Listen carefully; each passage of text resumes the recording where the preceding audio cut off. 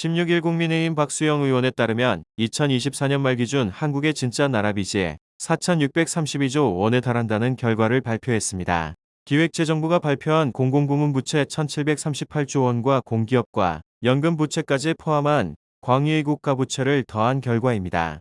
특히 국내 GDP 대비로는 무려 181%에 달하는 것으로 집계됐습니다. 지난 11일 기재부가 발표한 공공부문 부채와 국민연금 미적립 부채 1,575조 원, 군인연금 충당 부채 267조 원, 공무원연금 1,052조 원을 더한 수치입니다. 박 의원은 이날 원내대책회의에서 정부는 중앙정부와 지방정부의 부채인 D1, 비영리 공공기관까지 더한 D2, 비금융 공기업까지 포함한 D3까지만 발표하는데 모두 우리나라 현실을 제대로 반영하지 못한다고 했습니다.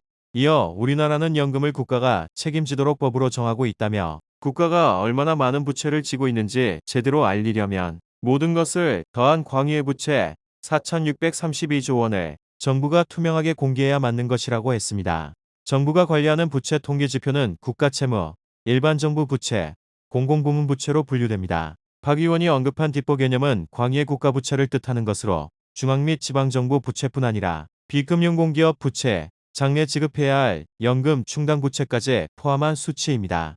기재부는 연금 충당 부채를 포함한 뒷보 개념은 사용하지 않고 있습니다. 이런 상황에서 최근의 환율 상승도 국가 부채 규모를 키울 우려가 있어 보입니다. 정부가 달러를 비롯한 외화로 빚을 내고 있거나 정부가 사실상 보증인 수한 외화 부채가 있으면 환율이 오를수록 같은 달러 부채도 원화로 환산한 부채 규모가 커질 수 있어 한국의 국가 부채 관리에 경고음이 켜졌습니다. 정부가 소상공인 자영업자 채무 조정 프로그램인 새출발기금의 지원 대상을 9월부터 확대한 가운데 새출발기금을 실제 운영하는 캠코가 채무 상환 능력이 충분한 사람에게까지 840억 원을 감면해 준 것으로 감사원 감사 결과로 나타났습니다. 15일 감사원이 공개한 캠코 정기감 사보고서에 따르면 캠코는 2022년 10월부터 올해 3월까지 3조 9,038억 원을 들여 금융권에서 부실 채권을 매입한 뒤 채무를 부담해야 하는 사람 3만 2,703명의 채무 원금을 90%까지 탕감해 준 것으로 알렸습니다. 그런데 감사원 감사 결과 1,944명은 매달 빚을 갚을 수 있는 금액이 실제로 갚아야 하는 금액보다 커서 변제 가능률이 100%를 웃돌았습니다. 채무를 감면해 줄 필요가 없는 사람들이었던 겁니다.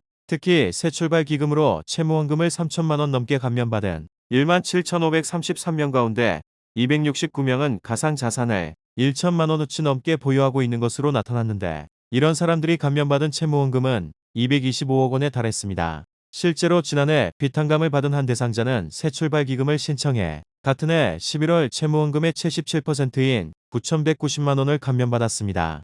하지만 한 달 뒤인 지난해 12월 말 기준으로 가상자산거래소 계좌에만 4억 5,229만 원을 보유한 것으로 알려졌습니다. 당초 새출발기금은 대출원금과 이자 상환에 어려움을 겪고 있는 소상공인과 자영업자의 원금 감면 등을 통해 대출 부담을 줄여주는 채무 조정 프로그램이었으나 고액 자산가들도 빚 탕감 혜택을 받으며 논란입니다. 올해 10월까지 나라 살림 적자 폭이 약 86조 원으로 역대 세 번째로 많은 규모를 기록한 것으로 나타났습니다. 11일 기획재정부가 발표한 월간 재정 동향 12월호에 따르면 10월 말 기준 총 수입은 지난해 같은 기간 대비 42조 1천억 원 증가한 540조 8천억 원으로 집계됐습니다. 하지만 10월까지 총 지출은 584조 8천억 원으로 지난해보다 무려 약 55조 6천억 원이나 불어났습니다.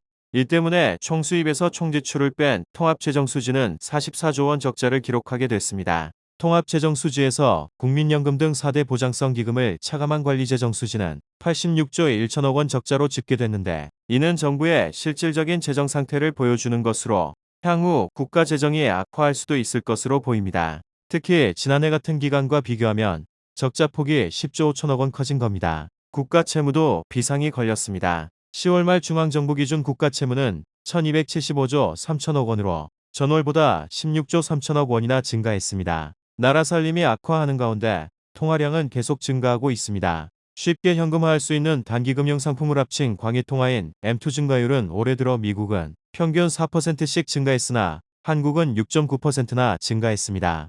특히 한국은행이 발표한 2025년 9월 통화 및 유동성에 따르면 올해 9월 M2는 전월 대비 30조 3천억 원 증가한 4,430조 3천억 원으로 집계됐는데 이는 역대 최대치로 6개월째 증가세를 보이기도 했습니다. 이 때문에 최근 환율 폭등을 두고 원화가 기축통화도 아닌데 지나치게 시장에 많이 풀려 원화 가치 하락을 가중하고 있다는 우려의 목소리도 제기된 바 있습니다.